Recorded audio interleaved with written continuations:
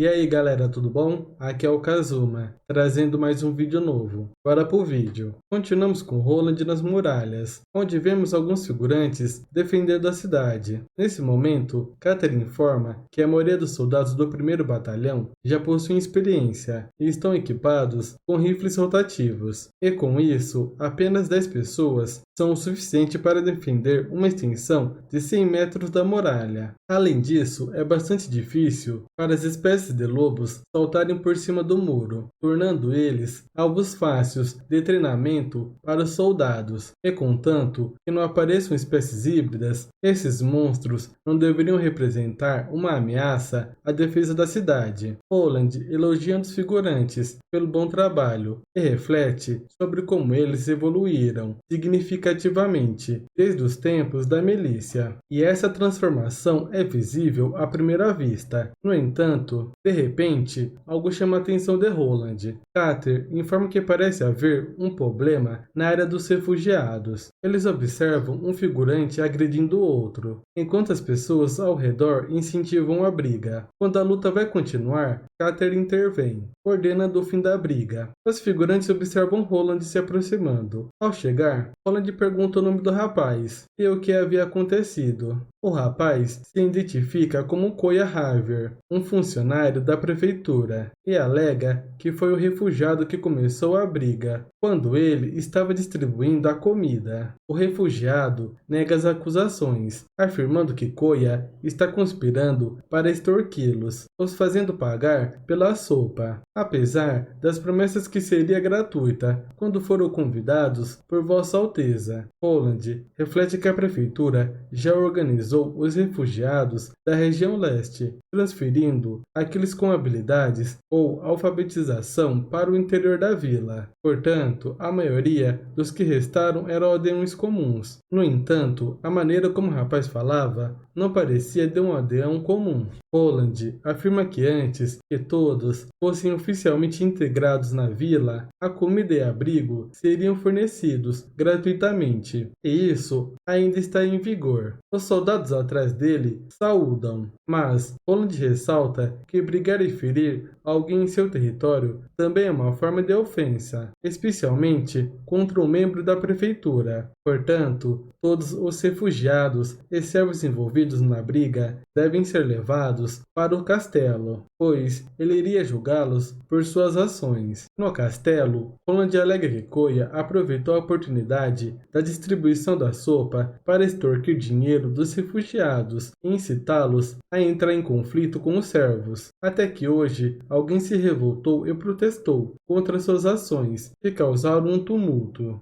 Koya confessa suas ações. Então Barov menciona que antigamente, se o ofensor fosse um nobre, ele poderia escapar da punição mediante o pagamento de uma multa em uma certa quantia de ouro. No entanto, se um aldeão atacasse um nobre, isso poderia ser considerado um crime comum ou grave, com punições que variavam desde flagelação até decapitação. Roland explica que Koya não é mais um nobre, e é apenas um cavaleiro do duque anterior. Barov enfatiza que a decisão sobre a punição depende exclusivamente de Vossa Alteza. Roland pergunta se não existe uma punição mais branda do que cortar as mãos, quebrar as pernas, chicotear ou arrancar suas unhas, como por exemplo, mantê-lo sob prisão. Barov o questiona sobre o significado de aprisioná-los, e se isso é uma forma de punição, pois a prisão é apenas o local para deter temporariamente um criminoso, antes de seu julgamento posterior. Roland compreende que a prisão não será eficaz nessa época e decide anunciar as sentenças, e devido à má conduta e extorsão de Koya, ele será dispensado de todas as suas tarefas e funções na prefeitura a partir desse momento.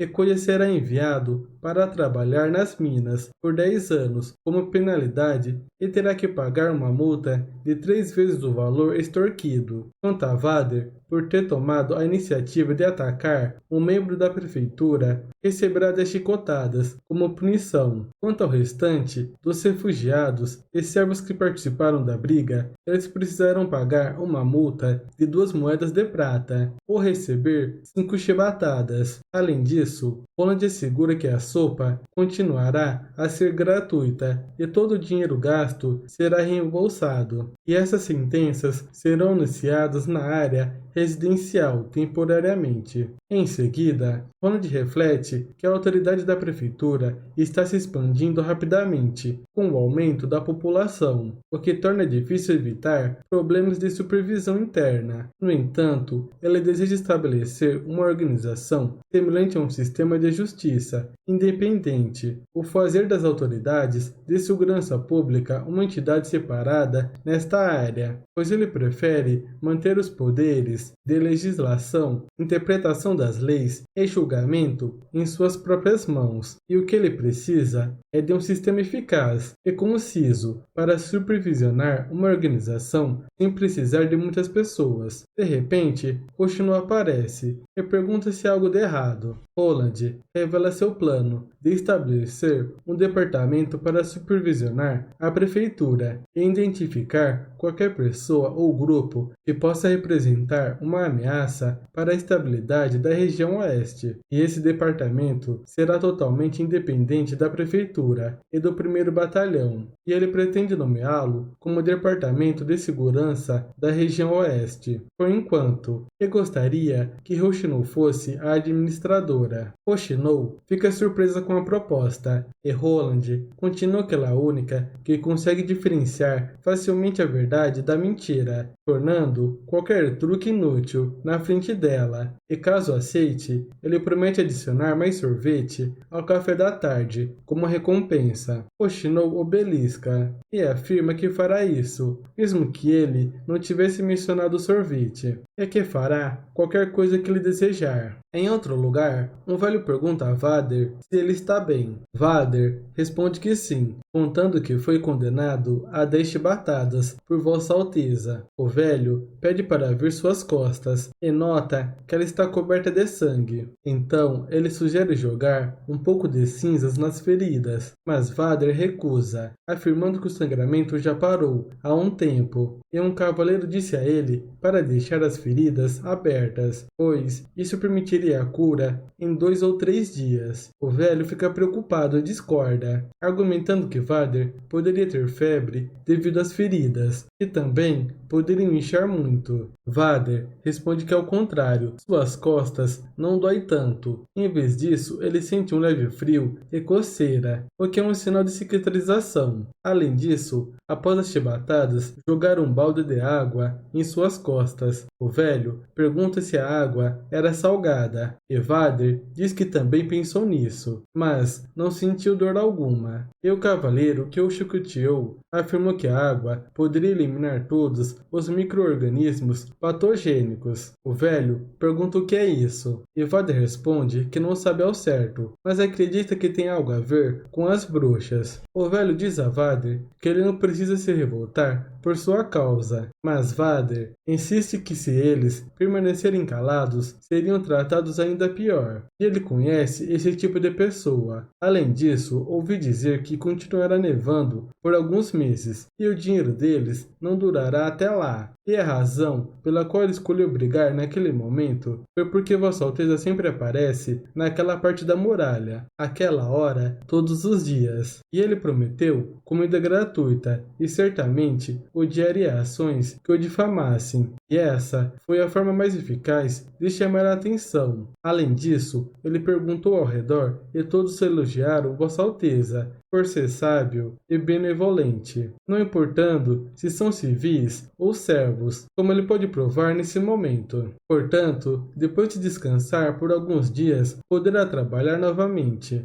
com aquelas pessoas carregando armas estranhas e conseguir algumas recompensas. O velho menciona que Vader poderia ter entrado na cidade para viver bem com os artesãos, mas Vader responde que não fez isso e não o deixaria para trás. paz, pois foi o velho quem o salvou dos piratas que atacaram Valência, e ele teria morrido se o velho não estivesse lá. Portanto, não precisa se preocupar e as coisas vão melhorar, pois Vossa Alteza está recrutando pessoas para a equipe de segurança pública, então ele vai tentar a sorte. Em outro lugar, a bordo de um barco, vemos o grupo de Etílio conversando. O capitão sugere que se adicionarem algum desses temperos à sopa, ficaria ainda melhor. André responde que a comida é boa, do jeito que é, mas admite que esses ingredientes realmente melhoram o sabor. Ele pergunta se Cinzas não gostaria de experimentar, mas Cinzas diz que não consegue suportar o cheiro de peixe de água salgada. Andréia comenta que Cinzas ficou mais exigente com a comida depois de experimentar os pratos bárbaros da Vila da Fronteira, e é uma pena, pois ela não só perdeu a capacidade de apreciar comidas deliciosas, mas também parece ter perdido a sua coragem. Cinzas fica irritada e pergunta o que ela disse. Andréia questiona se não estava dizendo a verdade e que Cinzas não aguentou o cheiro porque é teimosa. Portanto, como poderiam contar com ela para proteger a senhorita Tilly quando necessário. Cinzas pergunta se ela está procurando por confusão. Além disso, deveria desistir, pois na Vila da Fronteira há uma arma assustadora, que é muito mais poderosa do que suas flechas, e mesmo assim venceu uma disputa. Portanto, deveria treinar por mais alguns anos antes de tentar assumir a posição de guarda-costas pessoal da senhorita Tilly, e talvez até precise treinar a vida toda. Além disso, a comida deliciosa inventada por Vossa Alteza não se resume apenas a temperos e sal refinado, e ela entenderá quando experimentar. Andréia fica bastante irritada, e alguém comenta que elas são as bruxas mais fortes da Ilha Adormecida. Enquanto as duas discutem, o marinheiro informa que estão sendo atacados por fantasmas marinhos, e não era apenas um. Ele pergunta o que são esses fantasmas. No convés, vemos alguns peixes com pernas. Andréia estala os dedos, fazendo um arco aparecer, e propõe uma competição. A bruxa que matar mais será considerada a mais forte. Cinzas pega sua espada e diz que não se importa e que devem começar. Ele utiliza sua pedra e começa a flutuar, observando que esses monstros eram diferentes dos anteriores. Uma besta tenta atacar um dos marinheiros, mas Cinzas surge e a corta.